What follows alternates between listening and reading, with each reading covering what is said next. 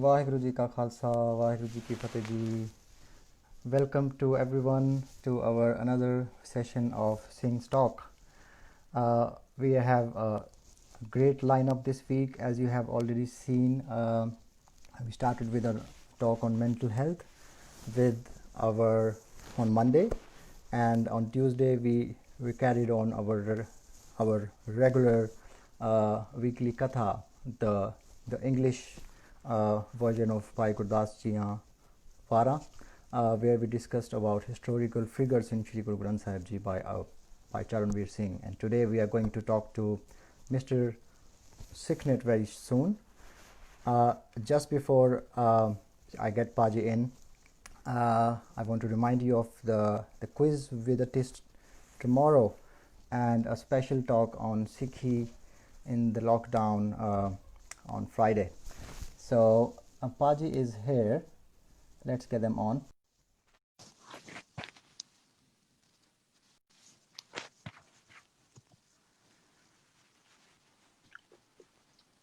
ਵਾਹਿਗੁਰੂ ਜੀ ਕਾ ਖਾਲਸਾ ਵਾਹਿਗੁਰੂ ਜੀ ਕੀ ਫਤਿਹ. ਵਾਹਿਗੁਰੂ ਜੀ ਆਇਆਂ ਨੂੰ. Thank you, Taranjeet. So nice to be with you guys. Absolutely, very nice to have you, Paji.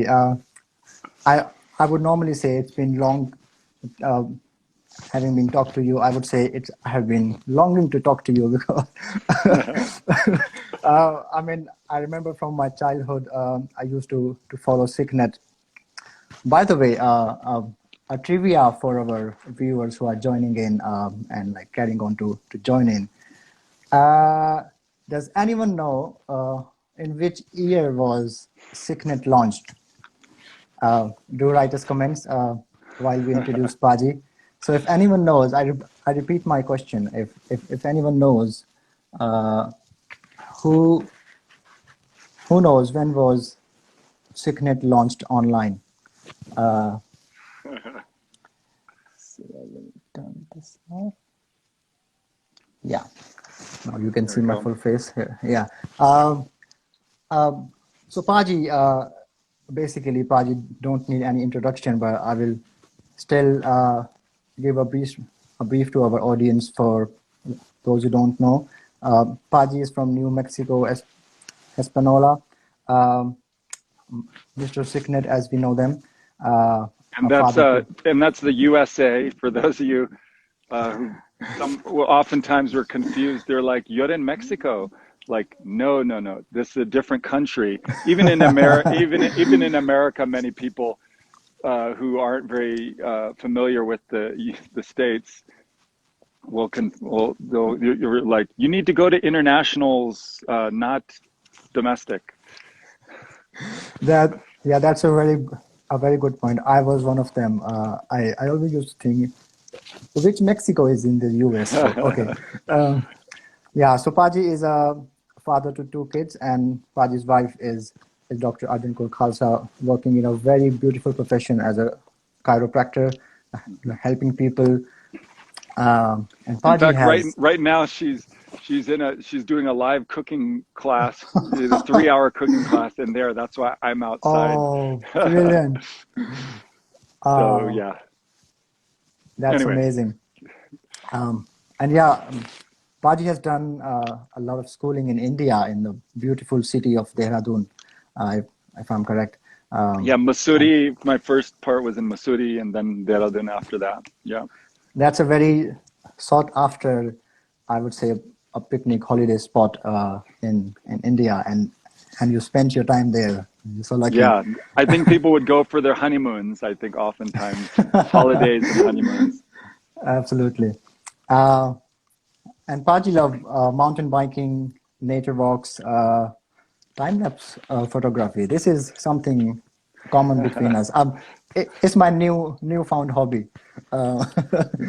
and astrophotography and gardening. That's amazing. Yeah. So Paji, how are you feeling today? Yeah, doing great. I mean, it's New Mexico. It's 95% of the time beautiful day. So we don't have we get a lot of sunshine. It's so definitely different than there in the UK, where you might have more overcast, kind of gray color often. But yeah, I'm doing good. Yeah, I'm sure happy to be here. I'm sure people watching from here will be envying you today, looking at the Oh, sunshine behind you. I know.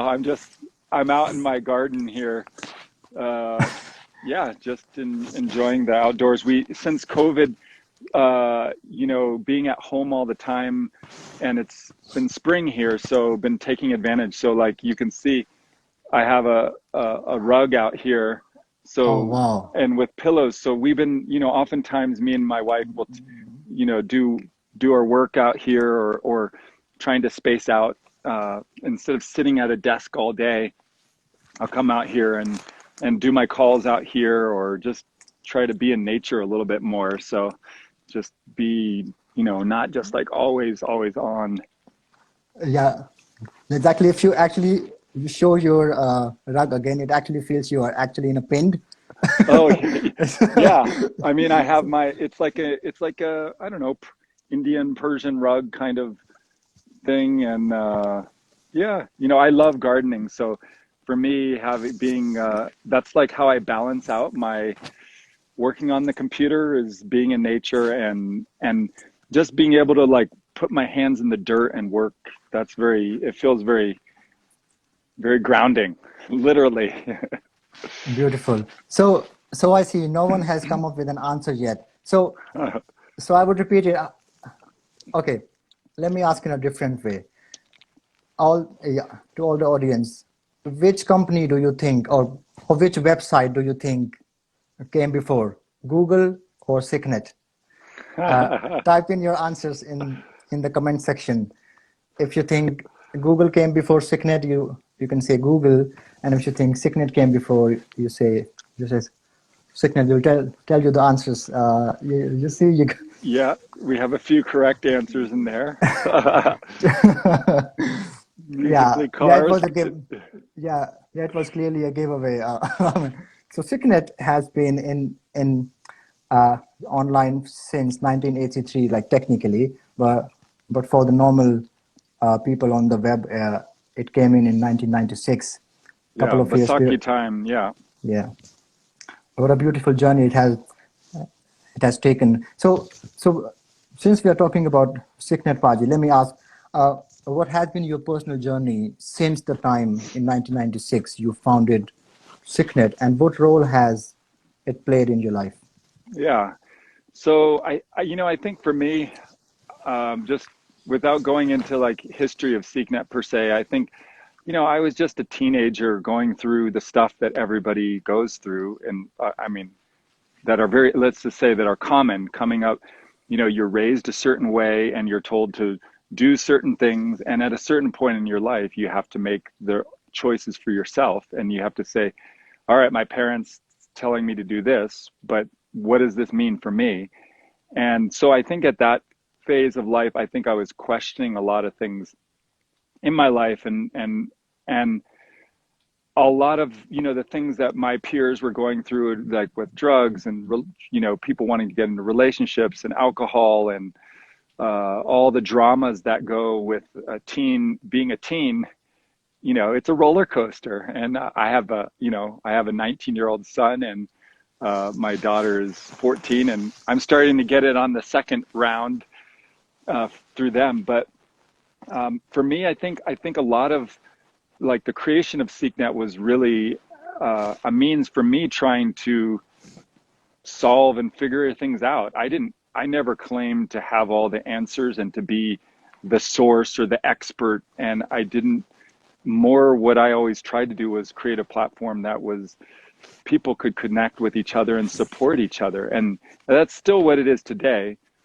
Um, but I did, as SeekNet evolved, I was evolving with it. Like, I think even probably within the first year or so, when I'd started SeekNet, I was going through my own personal identity crisis. I had started shaving my beard. I was going out to clubs and partying. Um, it wasn't until I met my wife that I kind of like got back on track, and that was a big Brilliant. part, because as a young man, being at that age, I wanted to have a relationship, and it was kind of pulling me off this other direction and the people I was hanging out with. So that's kind of um, a thumbnail. And I think and then when I had kids, then it brings in the children component of like, we started doing audio stories for kids because those are the things that I grew up with as a kid going to sleep. And I was like, what do we have for kids that can be, give them support? So I think, and now as a parent and teenagers and all of this, I think all of these life lessons and things that I'm learning have kind of played into SikhNet and have been kind of a dual, me learning and sharing with everybody else. Yeah, Paji, you made a very good point. So I believe your life partner is someone who can make or break your relationship with Maharaj or your Sikh way of life. And those who have got a life partner who has strengthened their bond with Maharaj, they have been very lucky, I would say. Yeah. I mean, I think any relation, those of you who are married or in relationships, that I mean, for me as a Sikh, I always felt like that our lives revolve around the Guru, and when we have a focus of that spirituality and working on each other, then all these other problems can come. But when it's focused on superficial things like how you look and they didn't do this for me and that, and it's all the dramas of things, then your orbit is not steady. You don't have so I think that to me is been key for the relationship with myself and my wife. We've been married 15 years, 20 years. Anyways, a long time. Don't quiz me on that. I'm like So, 1999, so not quite. not at this time when Panji is next to you Yes, in the garden. I know. She's my extended memory bank. So when I can't remember something and I just be like, Arjun, and she intuitively just picks it up and knows it. So. Paji, trust me, you're not alone in this. And so it's like saying, before marriage, you are like a unicycle, which is so hard to cycle, and you get another wheel on, it becomes a bicycle. It's easier to drive. So Yeah. if I extend that, so when you have kids, does it become easier? No. Oh, yeah. I mean, and I've used an analogy of like martial arts levels, that when you're single, it's just about you. You do whatever. And then when you get married, you're like, that's your white belt. And then when you get married, you have to think about another person. And then when you have kids, it's like the next level. It's not about either of you. It's all about your children. So, and two kids, you say 1 + 1, it does not equal 2. It's 11, or it's Absolutely. exponentially harder. Yeah. And I think just because you said you have a 19-year-old, someone has asked a question to me on the Q&A. You say, what is your mantra for dealing with those confrontational moments with kids? I would say, I mean, each of my kids are different. And I think probably take a deep breath, because it's really easy to get riled up. I think as parents, we have to be the ones in control of our emotions and set the example for them. So, I've definitely had, times where like my daughter's freaking out and I just need to it's okay. I just need to give her a hug. She just needs to be heard. That's all. She just wants to be heard and know, that what's going on and it's okay. And I don't have to solve everything. So. Brilliant. Yeah, absolutely. Yeah. And Paji, so things have actually turned out in a very different way in this new normal, the COVID times. So let me ask in a different way. Is there a new skill you have learned in the last few months, I would say? From like in these current times. Yeah, the COVID-19. Yeah. Yeah. I mean, I'm like many people, I work a lot, and it's very easy to become a workaholic and just be reliant on just being busy. And I think having some of this space, like not being in the office with people and feeling like, okay, it's okay to not be busy all the time. And so I think for me, a lot of it is just trying to be a little more balanced and taking some space. I think that's one of the things, and I think just re-looking at my life and what's important, um, is I think is a really good thing for us all to do, to just take a step back. And because it's really easy for us to like think, oh, we want to do all these things, but then we get so caught up in our day-to-day whatever of our lives that we time passes and you're like, I'm not happy, but we are in control and we do have the ability to make the change. The thing is that we just get stuck in our emotions and all the patterns of the things that are happening all the time. So it's like we have to kind of take ourselves out of that and consciously chart that way forward.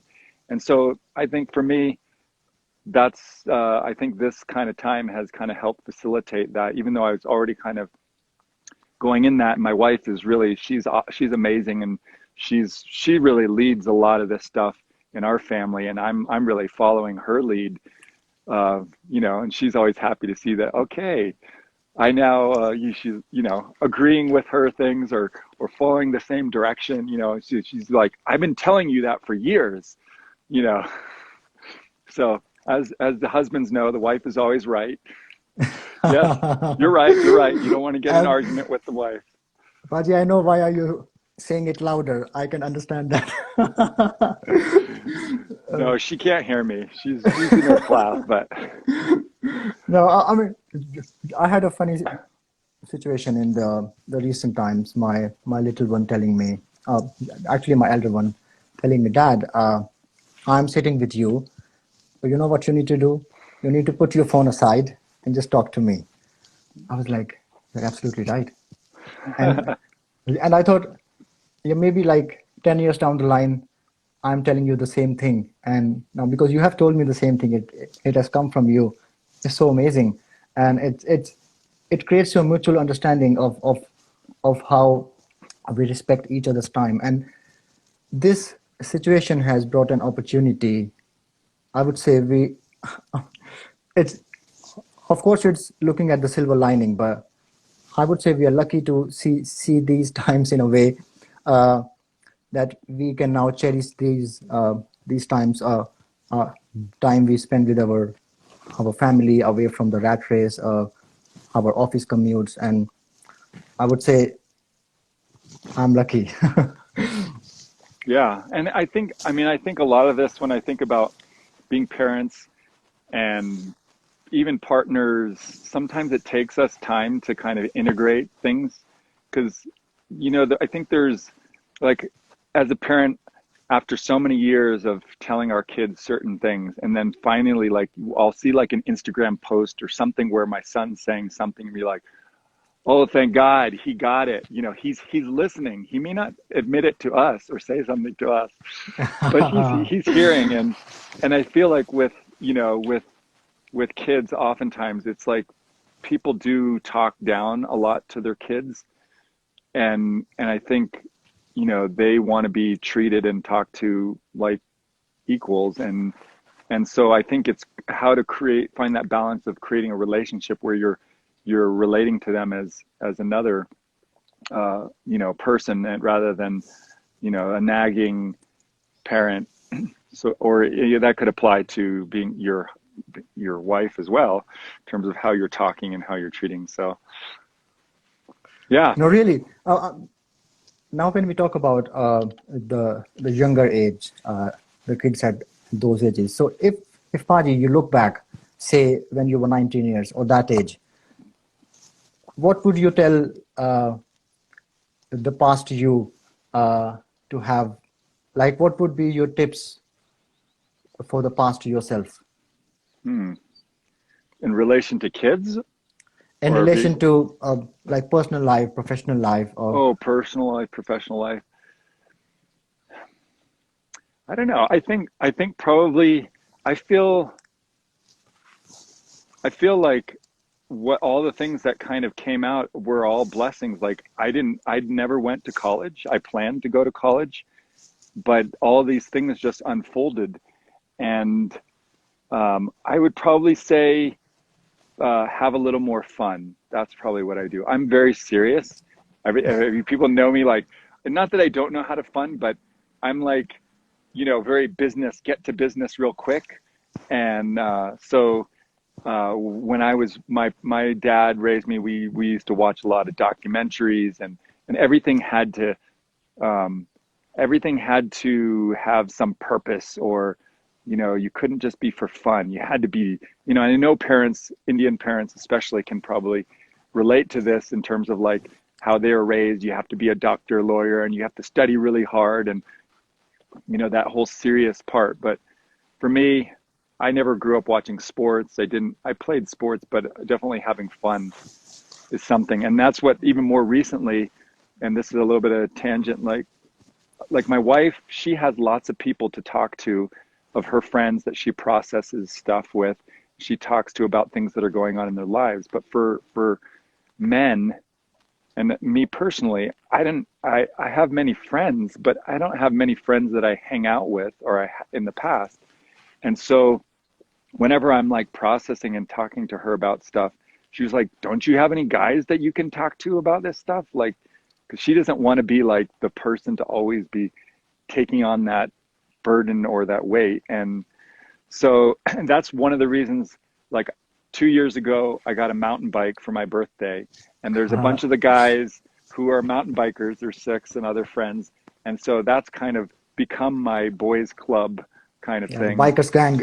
Absolutely. Yeah, but mountain biking. So there's not, so we're going into nature, going out in the hills, but we have a lot of opportunity when we're driving places to talk to each other and open up and share things that are going on in our lives. And that's super important. And I think as men, it's very easy to just not open up and not show vulnerability and not ask for help, um, or looked at as weakness. And so I'm grateful for that. So that's the other part of like having friendships and other people, and them being okay with you being personal and sharing what's going on in your life, and getting help and support and advice, and that sort of thing. Yeah, this is something really important, Pajit. I mean, I would say someone from a Sikh faith from the Indian continent would, we really struggle as a community in terms of mental health, sharing your vulnerabilities, sharing what you are, how you're feeling like. So we always say, "Ki boys never cry." Yeah. Nothing ho gaya ronda. I mean, which is fair in a way, but we need to open that space up for venting your feelings out, because when, or otherwise they become a volcano, or they could do a harm like that. So while we were looking back at your youth, if you look back and think what has been the hardest point in your life, if you look back, Yeah. and how you sprung back from there. Yeah. I think probably for me, it was really like when I went to boarding school in India, I was this white kid in India. And at that time, there were very few people who were Sikhs from a Western background. So people stared at me there, and it was, as a kid, you just want to fit in. You don't care about getting extra attention. And people, in India too, there's not the stigma about staring. People will just be like blatantly, just like, they don't, you look at them, they don't even flinch. So, I completely uh, agree. so being different, and it was kind of a novelty, I think, for many people.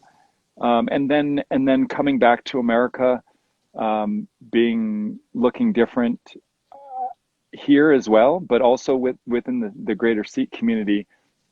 I think there was a gap where people didn't really know who we are, what we're about, and they're like, oh, they do this yoga, or they're different, or they're not really sure. So I always felt like there was a level of judgment that, oh, they think that they're better than us, or um, criticisms about things. So as a teenager, especially, I would say that was definitely the hardest, because this was something new that my parents came into and that I grew up into. and we never had like a rule, like a book of how to do all these things. All of my parents, when they came on, they didn't know how to do a gurdwara or how to do anything. They had to figure it out all from scratch, and they didn't know Completely agree. Punjabis, so everything had to be created in English. So even to this day, most of the ardasas will happen in English. And in those early days, long before Sikhi to the Max and all those things, from the early days, we had Shabad sheets, and there would be file Yes, cabinets and file cabinets of these sheets with the Gurbani, the transliteration, and the translation, because it was important for us to be able to understand and know and be able to take part. So all these things kind of came up as part of that. And I think because things were so new and many people were coming on this path, that many people didn't, there was a lot of mistakes made, and I'm sure there still are many mistakes made of new people that are coming in. But feeling that kind of judgment and that criticism has kind of, I think, shaped for me the focus of SikhNet, because I've always, for SikhNet, I always look at it as this is a neutral place that everybody is welcome, and that it's really between an individual and their own spiritual path, their guru, or whatever you want to call it, for them, how they want to practice. Because too often we look through our own lenses, our own filter, and we like, okay, this is how I do it. And then I look at somebody else. Oh, they're not doing it how I'm doing it. And yeah, it's easy for our minds. And it's not to say that I don't have those thoughts, but it's about being aware of when I see somebody who does something differently that I don't agree with, how do I reconcile that in a way that I can still be accepting and see them as a person and try to open up my awareness. So that's probably, I would say, really lightly and without going into much detail, I think that's probably been my biggest challenge. And I think, how did I get through that? I think um, just knowing that there's always, like with SikhNet, being somebody who's in a visible way, I tend to become a target for hate and nasty comments, and I've had them since the very beginning. From when I first started SeekNet, I'd have a FUMF, like blatantly abusive.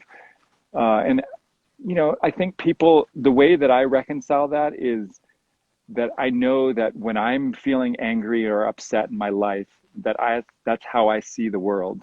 And so it gives me compassion when I see other people coming at me with anger and frustration, that I know that, okay, this is just potentially a reflection of what's going on inside them. And that if they can't come to the point of, opening their eyes a little bit wider, or talking to me in a way to actually try to relate to me, then, there's nothing I can do, but I can control how I act. I can't control how other people act. yeah, definitely, Paji. And this is the most beautiful part why I look up to Sicknet, the amazing work it has done in bridging this gap, I would say. However, I also feel we as a community still need to go a long, long way. Even in today's time, if you see uh, a Sikh from Africa entering Yeah, the Gurukar, you look yeah, at those eyes staring at yeah. them and judging them. Um, I mean, at the time when we should have been more accepting, more welcoming, Hmm. more understanding of of how, because Sikhi is for everyone, and the way we have actually attached it to uh, people from a particular part of the globe is something we need to really break apart from and understand uh, Yeah. what you just said. Yeah, but I think that's, I mean, to me, this is where the shift is right now, is like like when I grew up in India, I mean, I spent 10 years there, so I understand, Indian culture. I grew up with it. And I always know, as a Westerner going um, going to India, like as Westerners, we're taught to think outside of the box. You ask questions, but in India, it was very like, you do what I say or else, and that, you would get a slap or a ruler on your hand, or you just didn't question things. And so when we came there and we caused havoc, we were just kids, but it was like going against the grain. So when you bring that same framework to Sikhi, and okay, so Sikhi you look at as like it becomes this like rule book that you're supposed to follow. And if you do this wrong, you've sinned, it's like becomes this like guilt, judgment kind of thing. And that's where I think it takes away. And I think probably the biggest thing that I see right now is when I see people coming into Sikhi, they see the basics and the essence of what the gurus taught, but then when the community or some of the community interactions that they have, they're like, oh wow, it doesn't line up to what, when we're preaching, when the gurus share and the way that we present it to the world. Sikhi is for everybody, it's universal, one God, many paths, but then we can't be accepting to each other, and we can't, like a kid who cuts their hair and then they're cast out and they're judged, and or whatever the thing is, that it could just be you practice it this way and that's not the right way. But when we become too rigid in our imposing way that we think on other people, that's when I think we run into problems, because then we're just it's not creating a welcoming environment that people feel like they're supported. And I feel that's a sad thing, because I would say I really just connect with Guru Nanak's core message of universality and about everybody and compassion. Like when Guru Nanak met with what was it, Sajjan Thug, and he's like a murderer. What is he doesn't like, he inspires him. He lifts him up. He doesn't take a club and start saying how terrible he is, and that's the example that we have as Sikhs, is to raise people up, and not to say that you're necessarily the one to raise, but it's like, what kind of how are you going to act when situations are in a certain way that you can, and when people are coming out with you hate and negativity, how do you can either go back at them with the same energy and just fight back, and then what that's going to result in, or you can take the high road and try to not get caught up in that. So I think that's something that is important, and I think in my life I've become, because I've been around a lot of different kinds of people from a lot of different cultures, it's helped me become a lot more open-minded, and even when there's things that I don't agree with, I sit with it for a little bit and I open up and to try to understand. It gives me more perspective, because if I'm only acting from my own frame of reference, then of course it would seem something way. But by opening up and talking to people in an open way, actually being willing to listen, because most of the time, like when I get emails, or somebody contacts, I'll know right away. Are they just wanting to tell me what's wrong? Or do they actually want to have a conversation and actually listen? And often, and most of the times when I know they don't actually care, they just want to prove me wrong. In those cases, I don't even bother responding, because nothing you're going to say is going to change their mind. So I try to focus on the people that are willing to listen and who do care. And I always invite people, if there's misunderstandings or things that people are sharing that are I feel are inaccurate or wrong, I said, please, if you ever want to have a conversation or come visit us, see the real, who we are and, what we're like. And it's not, not that different from most other Sikhs in many ways. Absolutely, and I can vouch for that. I would be very honest. I think this is back in 2002. In that era, I did the same. I wrote an email to Mrsikhnet about something, and I was very fuming. And I got a response from Hekung Karkor Khalsa. There used to be an email. Yeah. heok@mrsikhnet.com. Yeah. And it was a response, and then it was a chain, and that changed my perspective of how I looked at Mrsikhnet and the people behind it. It really opened up for me a new way to look at things. And I would really see, not everyone can go through that experience and learn. So although we have discussed a lot of these issues, if as a um, might be not using the exactly right words for this, please correct me.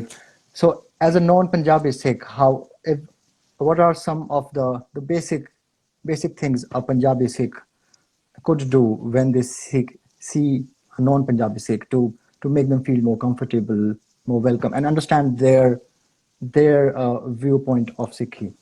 Yeah. And I think that point doesn't just pertain to Western or non-Punjabi Sikhs. Like because I know how it feels, if I'm traveling and I go to a Gurdwara and I don't know where things are, I don't know anybody, I know how it feels to be the other or somebody that's out of place. So when somebody comes to our Gurdwara who I don't know, like I always look around. If I see somebody who's new and he's not there, I make a point to going over and saying hi and being friendly and welcoming them. And I think oftentimes, and I know there are people that do this, but predominantly, I don't think that happens very much, that people go out of their way because it's uncomfortable. But I think as Sikhs, we stand out, and that's one of our roles, to be ambassadors, to try to support other people. So I think making a point to introducing and asking if you have any questions, and because I know there's, like, I've gotten emails from many people who were new to Sikhi, and they want to connect with somebody who's a Sikh to learn more, and I suggest, well, why don't you go to the Gurdwara, find somebody local who you can visit with, because there's only so much you can do online. And sometimes they get like, okay, nobody wanted to talk, nobody talked to me, nobody, like they felt like on their own. And and oftentimes it was, they didn't get any support, or they were kind of just pushed aside or ignored, even though they tried. So that's something that I think, and it doesn't pertain, like I said, doesn't pertain to just, you know, Sikhs. It could be anybody. And I would suggest that anytime you see other people, have a smile on your face. You don't have to talk to somebody, but just make people feel a little more welcome, and notice the people that are around you. Because I know in Gurdwaras, there's always like a big Gurdwaras, there can be a lot of people. But if you're paying attention and if you're looking around, you'll notice things, and you'll see people that you might feel like might need an extra smile, or might need some help, and I think that's important.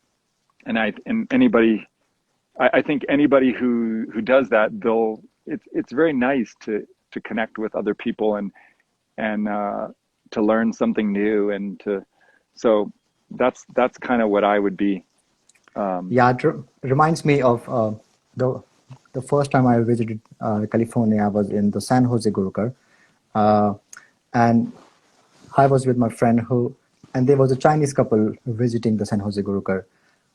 Because I was also new there. I think it was my first or second day. I was also looking at them in the same way. that, that might not be very friendly or comfortable. And then my friend approached them immediately, and they told them about the Hukamnama Sahib going on, about the Gurdwara Sahib. And yeah, those things they make an everlasting difference in someone who is visiting the Gurukar. They feel Yeah, a part of it, and that's a very important point you made. yeah. Uh, But it could be anywhere. It could be you're walking around on the street. It could be in an airplane. I mean, when I go to the airports and there's a sea of people, you may not know it, but I'm really tall. So when people see me, oftentimes like, oh, you're taller than I thought. Like, what did as if you could really tell on the internet how tall I am. But I'm 6'3". I don't know what centimeters, but so when I walk, I stand out a lot, and so I know that. So I have to make a point to being conscious of what I'm doing by smiling, by being, uh, you know, I think probably anybody who wears a turban, people who don't know what you're about are going to be maybe like curious, and so they're going to be paying attention to you. And that's one of the things as a Sikh is is you have a responsibility to, your guru to represent your Exactly. guru in the way, and that, and everything that you do represents that. Yeah, we are the ambassador. Yeah, absolutely. And we have a comment here as well. Someone, a viewer who is uh, came into Sikhi from being a Gujarati Hindu, and this also reminds me of how we look at Hazuri Singhs, the Sikh from the Asthan of Nanded. Uh, Yeah, yeah, because they speak Hindi, and this also reminds me there is the Sindhi community in India yeah, who have a yeah, lot of respect for Maharaj's Bani, and just because they have a different style of doing their prayers, we we might draw those walls between them and us, but we definitely need a dialogue to happen between all of us yeah. because our path is common, absolutely. And we have a question here, Paji, for you on my Q&A. Someone is asking, why is the Sikhnet Film Festival not running anymore? Oh yes, the Sweet Film Festival. I think with SeekNet, it started with me just doing different things, and every year it was like always the new project, a new thing, and over the years we came more and more and more and more and more projects, and you can't. They're not the kind of things where you just create it and stop. It's not just a one-off thing. They're like you still have to maintain and keep it going. So at that point, we found um, that the number of people watching the videos had dropped significantly, and we felt that we needed to revision the film festival to kind of give it a fresh start. And so because it does take a lot of effort to organize and promote and to get like younger people to make films. So while I loved the film festival, um, I think it would be great to bring it back. And I think it's mostly just having the time and people that were interested to be involved to to make it happen, because there's only so many things that we can do. And when we did, just as a side note, when we did a survey on SeekNet, I think it was 2014 or 16, it was a long survey asking the Sikh community through SeekNet Yes. what their needs are and what they felt SeekNet was doing or what they wanted SeekNet to be doing. And I was blown away. Like people weren't. It really showed how much lack of leadership and how many needs there are in the Sikh community, that they're like expecting SeekNet to be the one to do this. And we all say like, oh, SGPC should be doing this, or we complain about our Gurdwaras not doing things. But the reality is, we can complain all day we want, but none of this is going to change unless we individually take on some responsibility for creating some of the things that we think need to be there. As long as we just pass ownership on to the SGPCs or the Gurdwaras, to me, it just, I know it takes effort, and it's not easy, but it doesn't have to be an overnight thing. And I know there's nowadays, compared to when I started SeekNet, there's so many more people that are involved in doing all kinds of awesome work, and including Mata Sahib Kar Trust and other, there's so many organizations that are doing work. But back in the early days, for in the US particularly, there were very few, and it was very looked down upon to be doing any kind of nonprofit work, that you had to be a doctor. And a lot of the people who were just doing things as seva, it was very limited to what Really? capacity that, you can only do so much in seva project. When you want to take on bigger things, it requires, consistency and people to actually be working on these projects. And so what I've seen over the years is so many of the seva projects, they come for a period and then they fizzle out because it's a side project. And that was I worked full time as a programmer in the early 90s.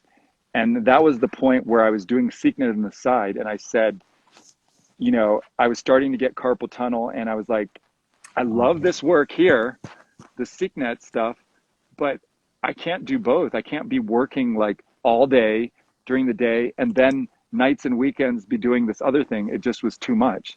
So that's the kind of thing where I made a choice and I said, okay, I want to do this as a nonprofit. And that wasn't common then, but now there's others. I mean, like Satpal Singh from Nanak Nam, like that was kind of, he started his little video things and now it's a charity. And you could say Basics of Sikhi, was the same way. And there's probably Street many Prachar. others. Yeah, So it starts as like something that you're passionate about and you feel like you want to make a difference. And obviously not everybody is going to do that, but it can be smaller things. It can be picking up the trash, or it can be, you know, um, and one little side story that I was always inspired about the complaining, that another friend from the UK, he told the story of this is Gurmustuk Singh and from Birmingham, and he yeah, shared the in a video where um, he talked about how this young man had came to him complaining about the Gurdwaras and this and that, and he said, well, why don't you do something? He said, well, what can I do? I don't know anything about Sikh or this. He's like, doesn't matter. Just get a book. Go organize, get some kids together and just read to them. And it started with that. And then he got involved in that. And then after some period of time, the community started seeing what he was doing. And then the next time the election came around, they all voted for him and told him, you need to be you wanted change in the Gurdwara, now's your turn. And so we underestimate what we all have the capacity to do. absolutely. So I think everybody can do something. And Yeah, we need to remember the Savalak philosophy. So, yeah, what Guru Gobind Singh Ji gave to us, it really applies in every field. yeah, I agree. And yeah, I would say, yeah, because you were talking about the film festival, even though Sikhnet is not doing, I mean, I can really honestly say how I see it, because that work started like around, I think, 10 years from now.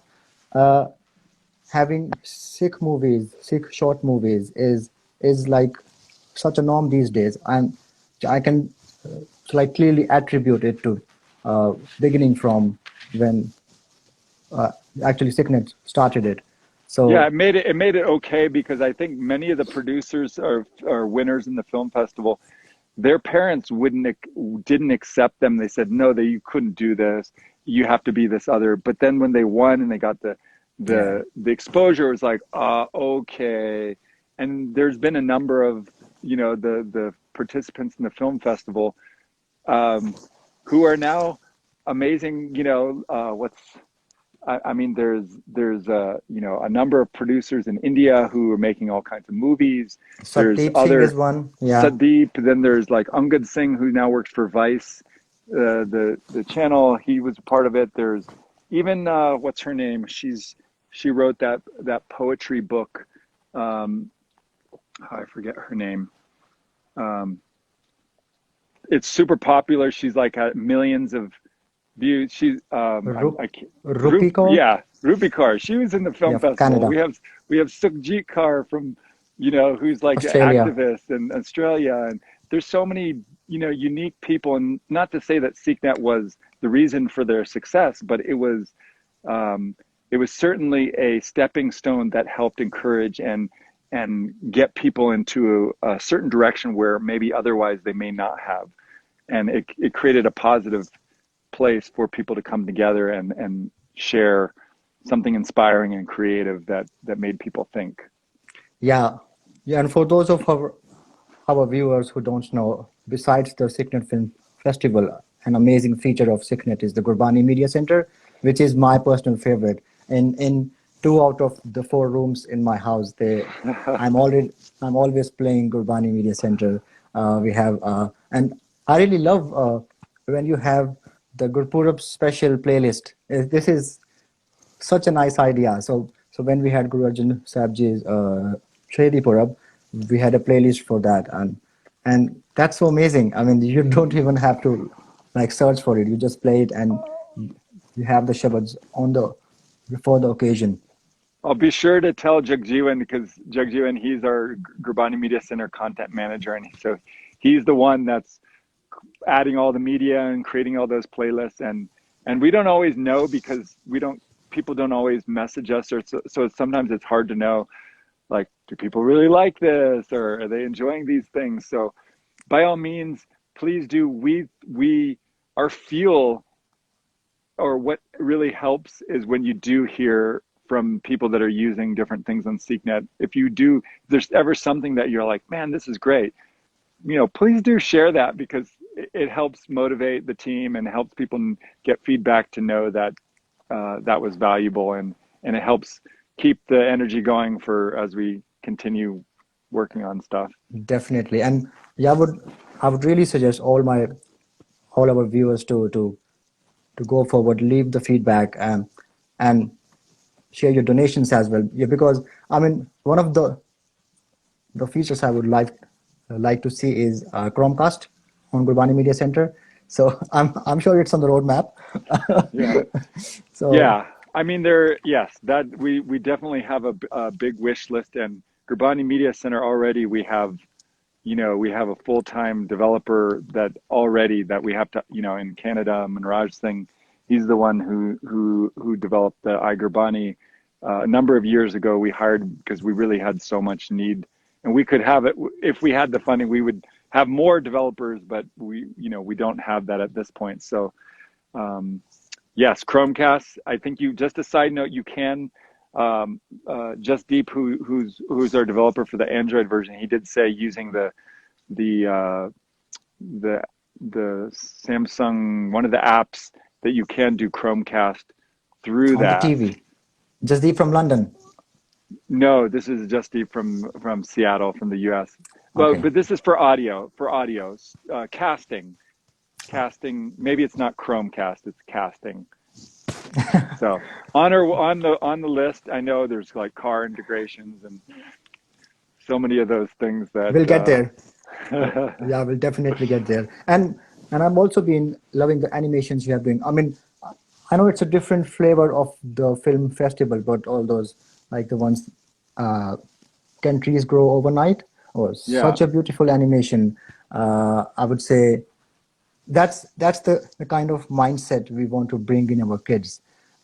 Little Sikh girl brought a change in the entire world, and it was so lovely to see all different people doing job of Yeah, but of that Bhai was Kanhaiya ji. but that was interesting too, because like this was our spin-off of the film festival, but for young people without a lot of time. So that was part of the script writing competition. So that was a 9-year-old girl who wrote the script for that, and we have other winners or other things that we're working on animating, but part of it is just there's such a limited scope in terms of animation. The Sikh community many of the Sikh community is not really accepting or very willing to have like stories of the gurus. And so for us, it's kind of, we feel it's really important. You can't just have all the other history and just not have the gurus because of out of fear that somebody might misrepresent like we still get people to say, how are you doing a voice of the guru? Like, I mean, I get the other side. I understand that, but having kids and knowing so many, people say when I travel and go to camps, they'd be like, how do can you talk to my kid and make them, you know, make them be a Sikh, make them want to be a Sikh? I mean, Yeah, change them overnight. yeah, it Do doesn't, magic. it doesn't happen. It happens from the home and what the things that they learn, and they have to have their own experiences. And I think for SikhNet, I've always wanted the things that we share to be real to people. And I feel like, and this was like a case, like when we had the film festival, and this is an example, oftentimes when we get videos from India, because the Indian culture, like when you watch a Bollywood film or soap operas, it's very melodramatic, unrealistic in many cases. And so when we start doing that in our films and and we kind of portray this fantastical thing, but then there's no relationship between this superhero something in our history and where do you bridge that to your own life. Yeah. And that's where, like, when we did the core animation, that was our whole thing of like trying to Yes. bring the experiences that kids are going through of being stereotyped about girls can't do this, they can't, you just need to do your roti, and you can't be a scientist, and how they're treated, and then correlating that to, say, my bago, and having that inspiration to kind of take the challenges, like that girl who was being bullied and wasn't treated. So those are the kinds of things that I think are important. Yeah, and making I'm it always practical. looking. Yeah. Yeah, making it practical in the current age. And the point Abji made about animations, I'm sure I do respect, we do respect the angle of Maryada, and it does need to be taken care of. But there are so many ways of taking care of the Maryada and still getting the message across via animations. And we as a community need to explore all those options to, I mean, I can't explain it better than Abhi have done already. We really need to look into that direction, and that's what we are trying to do with the movie on Mata Sahib Kaurji, motherhood. Yeah, and yeah, I know. I'm excited. I'm excited to see when that comes out. I know it's been a lot of hard work by a lot of people in the Sangat, and it was I was grateful to have the chance to meet many of the Sevadars when I went to the UK. So I was grateful to have those. They always talk about you. Yeah. Oh. Well, absolutely. I think the more we come together and get to know each other, because it's so often that we all see different people from afar, and then you don't really relate to them as real people and with real emotions and feelings, and we just come to our own conclusions and judgments just from a distance. But when you get to talk to people and get to know people, then you can, it's okay, because then you can have differences of opinions and it still be okay, because you're seeing them as a person and you're relating to them in a kind way. And I feel that too often these days, with the online stuff, people go, way off base, and even from the early days, because I've been on the internet probably more than most people, and I always knew from the start, when things get heavy and like that's it, there's a certain point where it becomes unproductive, and there's certain kind of conversations that you shouldn't have online, and that's where more and more we got to get offline. I mean, I'm not saying don't use Sikhnet, but like, think about, we get the point. Like, we got to be together more and talk to each other more and create. I think our kids are growing up with devices, and we're being so reliant on it that we have to take a break and have more in person. Yeah, we do the same in office. When the conversation becomes long, we say, get off the system, go to the seat and talk it out. And that's it. But I'm conscious of the time with less than 1 minute remaining. I'm sure we could take this for one more hour. I was loving it. One last thing, Paji, what would you like to say to the dads, the Singhs here? One thing to learn in the life. We have 1 minute remaining. Ooh, wow, the pressure.